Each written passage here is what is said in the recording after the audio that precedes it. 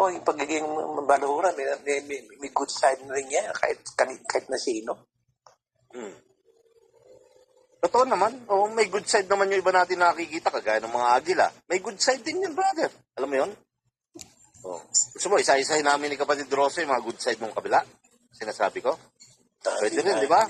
Di ba, Mr. Rosa? Pwede naman. Kasi yan ang ano ko, yan ang yung payo ko. Kahit ikaw mismo, Big Brother, kung gusto mong i-confronta yun si Brother Jeff, pakitin mo sa LS niya.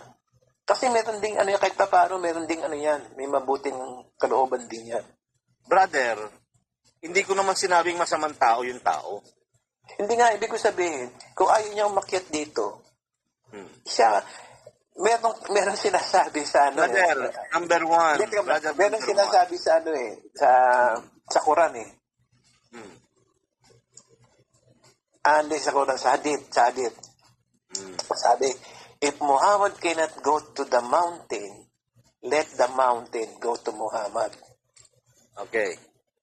Ito naman para sa akin. Kung ayaw umakyat ni Brother Jeff dito, ikaw umakyat kay Brother Jeff. Brother, unang-una, may pronouncement. Kahit saan channel, pwede tayo. Problema ron. Number 2, brother, unang-una, pag ikaw ay hinamo ng isang tao, hindi yung time niya ang masusunod doon. Get mo? Yung availability ng time ko, bro. Kaya nga ngayon, may konti hindi time nga, ako. Kaya nga. Huh? Siyempre, kung ang let's say ayaw niya, then let's say na may time ka. Walang problema doon. Wala kaya nga. Hinahabol. You know, kasi unang-una, magkakaroon naman kayong civil discussion eh. Hindi naman niyang mag-ano. Alam ko yan. I know 100%. Dahil alam ko rin, bakit din ako kay Brother Jeff. At accommodating naman siya. Hindi naman siya bastos. Dahil una-una magandang intention mo. Brother, ito na naman tayo, bro Jack. Hindi nga siya bastos, pero bago dumating yung challenge ng, di ba, argumento, something like that, binastos ka na nga eh. Di ba nag-get yung point ko? Bakit ba si Tom PH, kaya ako umakyat dahil gusto ko klaro. Dahil dati yan, tatandaan yung kay Tom PH, yung meron siya ng Ellison, nag-ano siya, yung umamanay siya ng truck, yung semi, yung dating ginagawa niya. Tinapin niya rin ako noon. Case-to-case basis nga, bro. Iba naman ng case-to-case basis, bro. Brother, hindi, ikaw ba, dumating ba yung time na si Brad PH, kumbaga challenge ka na umakit sa kanya o something para magharap kayo? Hindi niya ako inanok. Dahil una-una, hindi niya ako kilala eh. Oh, that's what I'm saying. Kaya nagano siya, nagulat siya, umakit ako. Naglakas loob ako eh. Dahil alam ko, wala namang kahit pa paano, may mabuting din to yung tao na to. Yun ang gusto ko i-explore. Hindi yung niya, yung pag-imbalahula niya. Dahil given na yun eh. Yung gusto ko ma-explore, yung kabutihan niya, yung other side ng pagkatao niya. Tama ka dun sa sinabi mo, Bro Jack, you know? Yes. So, pwede maging civil naman yung discussion. Wala nang problema dun, bro. Ang problema ko lang talaga dito, ano ba yung pinoproblema ng taong ito para simulan niya ako? Naget mo? Yung point doon, brother? Yun lang yun eh. Oh, kailan ko ba yan inunahan? Kailan ko ba sinabihan niya na ikaw ay ganito, ganyan? Oh, may mga binabanggit ako na pagkamali. Hindi, sa akin, that's just my personal opinion. Hindi naman yan that's not unsolicited advice. That's just my personal opinion. Whether you want to take it or not, whether you I get your point, brother. Alam mo, I get your point. Yun, ang sinasabi ko lang dito, para may katapusan, para may tuldok, kung ano man yung, kasi, yan sabi ko, ano ba yung masamang tinapoy sa akin ito? Ilang beses na ako nadinig na ako ay sinasabihan ng negatibo. Kaya nga, ito nga, bibigyan na tayo mga analogy nito, Big Brother. Dalawang grupo, let's say, yung tribal war. Okay, tribal war. Dalawang tribo nag-aaway. Di ba meron dumarating ang time na magkaroon kayo ng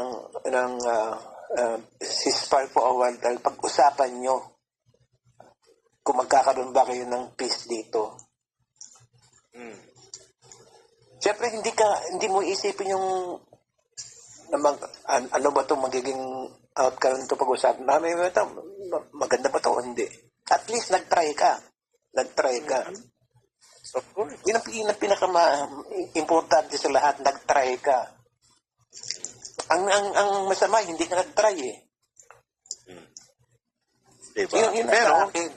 Pero ulitin ko, bago ka magbitaw ng mga salita na challenge mo ang intellect ng isang tao, something like that, then definitely, huwag mong uunahan ng mga salita. Hindi ko naman sinasabi challenge mo intellect ng isang tao. Wala akong sinasabi niya. It's not you. Bro, it's not you. Hindi ikaw yun. Ito yung Wala akong sinasabi. Don't put words into my mouth, di brother. Bro, hindi ikaw nga yung binabanggit ko, bro. Ito yung Okay. Sige. Hindi mo nageget yung point ko na, ang point ko dito, brother, simple. Sana, bago mo ginawa yung hamon-hamon na yan, kahit pa paano, tawagin mo ako sa maayos na, pamamaraan. Hindi yung unahan mo ako ng mga ganitong pananalita and then yung huling bibigkasin mo, sina-challenge mo na ako sa isang debate, argumento. Kaya nga, big brother. What's the point? Kung gusto mong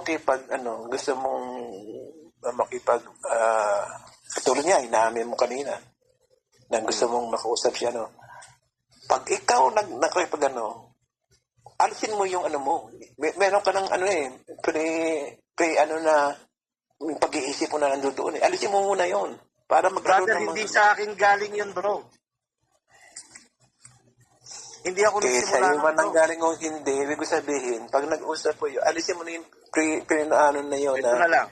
Ito na, para mas madali natin maintindihan, brother. Yung nagbabato ng mga salitang kabobohan, bobo, walang alam, TANGA, doon palang lutang na eh. Diba? Because unang-una, hindi mo pa nakakausap yung taong gusto mong kausapin kung ano nang pinagsasabi mo, tapos babatuhin mo ng mga salitang, So, anong point? Diba? Punto pa ba? Katulad nga rin niya sinasabi ko sa iyo, big brother, na yung tuwaring faction. Una, nagkakabari na siya, nagkakapatayan na sila. Pero sabihin, pag ikaw nakipag-peace, aalisin mo yung nangyari na. Dahil una-una, pag yun ang nasa isip mo. Hindi naman peace yung habol dito, brother. Nagbibigay lang ako ng analogy, big brother. Pero walang war, bro. Nagbibigay lang ako ng analogy. Hindi ko naman sinabing peace eh. Nagbibigay lang ako analogy. Na yung between two warring faction, nagkakabarilan, nagkakapatayan na. Ngayon, pag gusto mong nila magkaroon ng peace, ano unang nila? Aalisin nila kung ano na yung pinag-ugatan ng kanilang pag-aaway. Yun ang sinasabi ko. Huwag mong